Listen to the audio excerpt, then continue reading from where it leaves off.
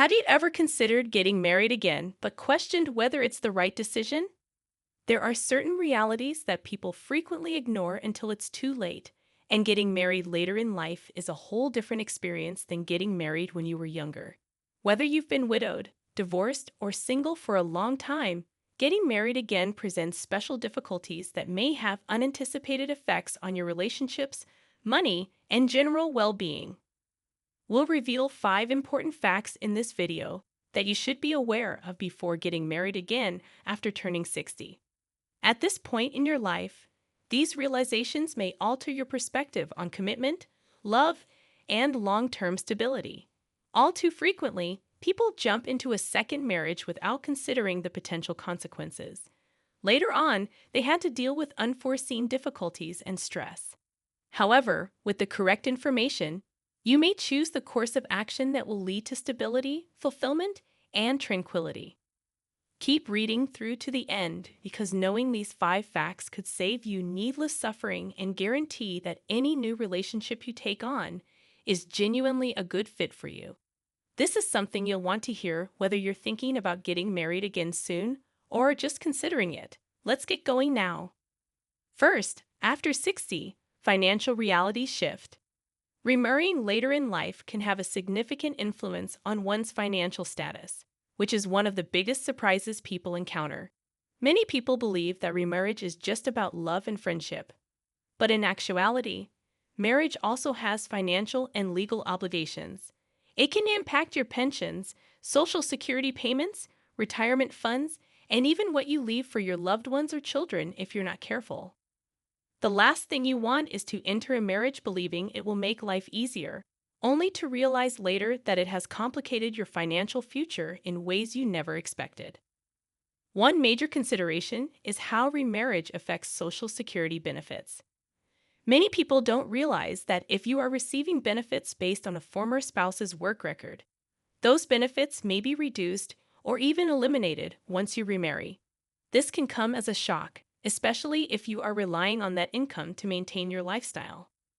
Additionally, pensions and survivor benefits often come with restrictions, some of which are voided upon remarriage.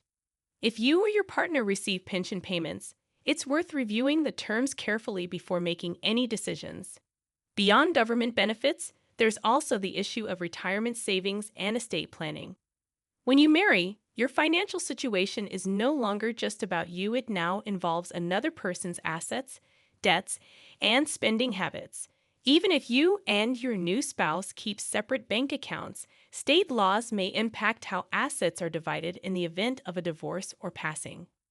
If you have children or grandchildren, you'll also want to consider how a new marriage affects their inheritance. Many people assume they can simply leave their assets to their kids as planned, but remarriage often changes legal rights regarding property and wealth distribution. Take Robert, for example, a 72-year-old who remarried after being widowed. He had always assumed that his children would inherit his estate, but after his remarriage, he learned that his new wife had legal claims to his assets, which meant his children could end up receiving less than he originally intended.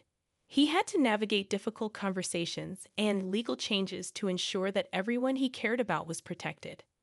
If you're considering remarriage, take the time to talk to a financial advisor or an estate planner. Make sure you understand how it will impact your financial situation, your retirement, and any assets you plan to pass down. These conversations may not feel romantic, but they are essential for protecting your future. Number 2. Family dynamics can get complicated. When you remarry later in life, you're not just blending 2 lives. You're blending families, histories, and expectations. And while love might bring 2 people together, family relationships can introduce complexities that you don't anticipate. Unlike younger couples who are building a life from the ground up, people over 60 often come into a new marriage with adult children, grandchildren, and decades of established family dynamics. These relationships don't always merge as smoothly as you might hope. One of the biggest challenges is how adult children react to a new marriage. Even if they want you to be happy, they may struggle with feelings of loyalty to your previous spouse or worry about how this new relationship will affect family traditions, finances, or inheritance. Some may welcome your new partner with open arms, while others may feel resentment, suspicion, or even concern for your well-being. These emotions are completely natural, but if they aren't handled with care, they can create lasting tension that affects not just your marriage, but your entire family. Beyond children, relationships with grandchildren can also shift. If you've spent years being the primary grandparent figure in their lives, introducing a new spouse can feel like a disruption to them. Some may embrace it, while others may need time to adjust. The same goes for your new spouse's family. If they have children or grandchildren of their own, blending traditions and expectations can take patience and understanding. Another factor to consider is how remarriage affects inheritance and financial matters. It's not uncommon for children to worry that a new spouse might change existing wills, alter financial plans, or even receive a portion of what they assumed was meant for them. And while money may not be the focus of your new relationship, it's often an underlying concern for family members. Some conflicts arise not because of greed, but because children want to ensure that their parents' legacy is honored the way it was originally intended. Take Susan, for example. At 68, she remarried after being single for over a decade. She assumed her children would be happy for her, but instead, she found herself navigating uncomfortable conversations about inheritance, holiday traditions, and even where she would live. While she knew her kids loved her, she quickly realized that her new marriage required open discussions and reassurances to maintain harmony within the family.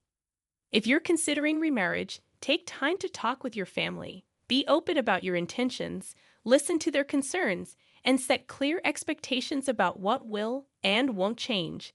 It may take time for everyone to adjust, but addressing these concerns early on can prevent misunderstandings and resentment later. The key is to approach these conversations with patience, honesty, and reassurance that your decision is about finding companionship while still valuing the relationships you've built over the years. If you're still watching this video and finding these insights valuable, please comment number 2 below to let me know you're here.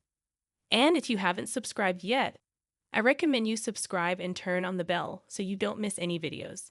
Your support helps us continue creating good content to inform and inspire you. Now, let's move forward. Number 3. Emotional expectations are different at this stage in life. Relationships look different than they did decades ago. When you were younger, marriage often revolved around building a life together, raising children, buying a home, and growing careers. But after 60, priorities shift. Marriage isn't necessarily about starting from scratch. It's about companionship, emotional support, and maintaining independence while sharing life with someone. This change in dynamic is something many people don't fully consider before remarrying, and it can lead to unexpected challenges. One of the biggest differences is the level of independence each person brings into the marriage. By the time you reach your 60s, 70s, or beyond, you've already established routines, habits, and a way of living that suits you. You may have your own home, personal hobbies, and a daily rhythm that makes you feel comfortable. A new marriage introduces another person's habits, lifestyle preferences, and expectations into your world, and that adjustment isn't always easy. Some people expect remarriage to be as effortless as finding the right partner, but in reality, it requires careful navigation of boundaries, personal space, and individual identity. Unlike younger couples who may be building financial security together, later in life marriages often involve two individuals who are already financially stable and emotionally self-sufficient.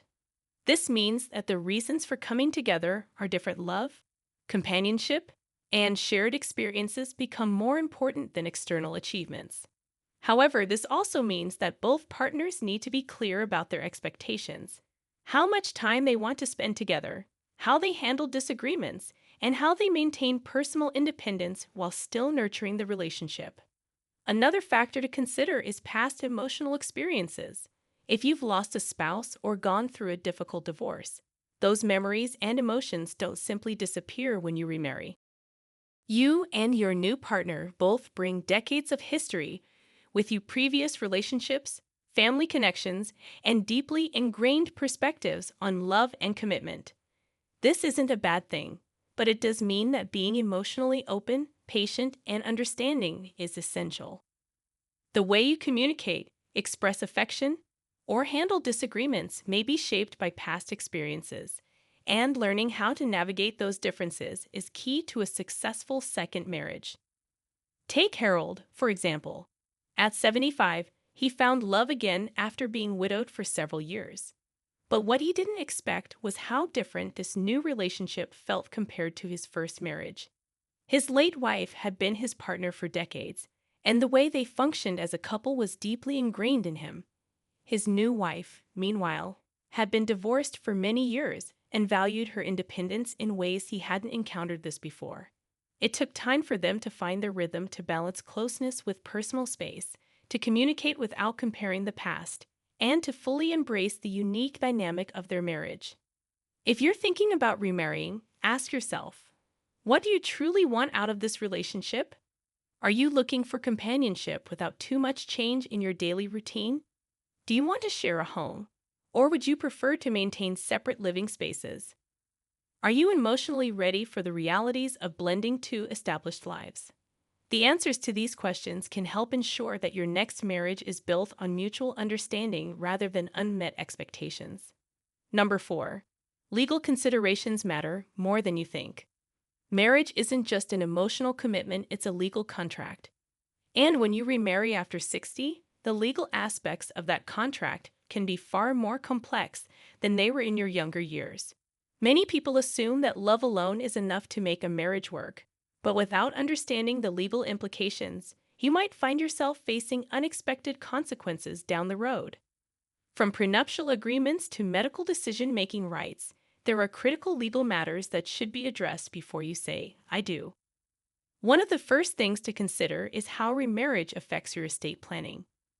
When you marry, your spouse may automatically gain certain legal rights to your assets, even if you intended to leave them to your children, grandchildren, or other loved ones. Without a clear plan in place, your estate could be divided in ways you never anticipated. This is why many people choose to update their wills or establish trusts before getting remarried, ensuring that their assets are distributed according to their wishes. Another important legal factor is medical decision-making. If you were to become ill or incapacitated, who would have the right to make medical choices on your behalf? In many cases, a spouse is automatically given priority over adult children or other family members. This can create tension, particularly if your new spouse and your children have different opinions on your care. Setting up advance directives or a medical power of attorney can clarify your wishes and prevent potential conflicts before they arise. Prenuptial agreements are another tool that can provide clarity and protection for both partners. While some people hesitate to bring up a prenuptial agreement because they worry it might seem unromantic, the reality is that it can help prevent misunderstandings and ensure that both parties are entering the marriage with clear expectations. A well-structured prenuptial agreement can outline how assets, debts, and financial responsibilities will be handled, reducing the risk of disputes later on. Take Eleanor, for example. At 67, she fell in love and was excited about remarrying, but she also had significant assets that she wanted to leave to her children. She and her fiancé had an open conversation and decided to draft a prenuptial agreement that clearly defined their financial boundaries. This not only gave her peace of mind, but also reassured her children that their inheritance was secure. Legal matters aren't always comfortable to talk about, but they are necessary. If you're considering remarriage, it's wise to sit down with an attorney who specializes in estate planning and family law. Having these discussions early on can prevent confusion and stress later, allowing you to focus on what truly matters, building a fulfilling and secure relationship. If you're still watching this video and finding these insights valuable, please comment number 4 below to let me know you're here. And if you haven't subscribed yet, I recommend you subscribe and turn on the bell so you don't miss any videos. Your support helps us continue creating good content to inform and inspire you. Now, let's move forward. Number 5. The definition of happiness changes with age. As we get older, our understanding of happiness shifts. In our younger years, marriage often symbolizes building a future, raising a family, establishing financial security, or creating a shared life from the ground up. But after 60, happiness is no longer about building, it's about maintaining, enjoying, and finding fulfillment in the life you've already created. This means that before you remarry, it's essential to ask yourself, does this relationship align with the kind of happiness you truly want at this stage of life? Many people assume that getting married again will automatically bring them joy. But the truth is, happiness in later years comes from different sources than it once did.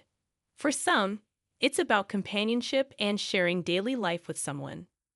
For others, it's about maintaining independence while having a partner for special moments. And for some, it's about preserving their lifestyle and not having to compromise on long-standing routines and habits. The key is understanding what happiness looks like for you now, not what it meant 30 or 40 years ago. One of the biggest mistakes people make when remarrying after 60 is assuming that love alone will solve loneliness. While companionship is a beautiful thing, it's important to recognize that personal fulfillment comes from within. If you aren't happy on your own, a marriage won't necessarily change that. In fact, entering a marriage with the expectation that it will complete you can lead to disappointment, especially if the realities of sharing your life with someone feel more restrictive than you expected. Another thing to consider is lifestyle compatibility. At this stage in life, you likely have well-established routines, how you spend your mornings, how you like to travel, even how you manage your social life. If your new partner has a drastically different way of living, it could create friction rather than happiness. Some people are more spontaneous, while others prefer structure. Some enjoy quiet evenings at home, while others thrive in social settings. If you and your potential spouse aren't aligned in these ways, it's worth thinking about how much you're willing to adjust, or if those adjustments would ultimately make you happier. Take Frank, for example. At 72, he met someone wonderful and quickly remarried, believing that companionship would fill the void of his previous marriage. But as time went on, he realized that his new wife had very different expectations. She wanted to travel frequently while he preferred staying close to home. She was highly social while he cherished quiet time. While they cared for each other, they struggled to find common ground, and Frank often felt like he had lost some of the freedom and comfort he had valued in his single years. Before you remarry, take time to reflect on what truly makes you happy. Do you want a traditional marriage where you share everything, or would you prefer companionship with personal space? Would you be happier living separately but maintaining a committed relationship? There is no right or wrong answer, only what feels right for you. The most important thing is to ensure that any decision you make supports your long-term happiness rather than disrupting the peace and fulfillment you've already built in your life. Final thoughts. As we wrap up this video, take a moment to reflect on what we've covered. Remarrying after 60 can be a wonderful experience, but it's also a decision that comes with important realities, ones that too many people overlook until they're already in the middle of it. From financial considerations to family dynamics, emotional expectations, legal implications, and your own personal definition of happiness, these are all factors that deserve careful thought before making such a life-changing commitment. The truth is, marriage at this stage of life isn't about following old traditions, it's about making a choice that truly serves you. Some people find deep fulfillment in remarrying, while others realize that they're happiest maintaining their independence or exploring alternative forms of companionship. The most important thing is that whatever path you choose, it aligns with your values, your lifestyle, and your long-term well-being. I urge you to consider your options carefully before making any judgments if today's video has given you anything to think about. Seek financial and legal advice, have the required discussions with your loved ones, and, above all, pay attention to your personal requirements. This period of life is about embracing what makes you truly happy, not what other people think you should be doing or what society says is normal. There is no rush. We appreciate you being here with us today. We would be delighted to hear from you. Tell us about one thing you learned today and how you intend to apply it in your life in the comments section below. We value your opinions, so please feel free to express them. We are greatly inspired and encouraged by reading your remarks. Please like, subscribe, and share this video if you found it entertaining and useful. We can keep producing high-quality content to educate and uplift you thanks to your support. We appreciate your time and hope to see you in the next video.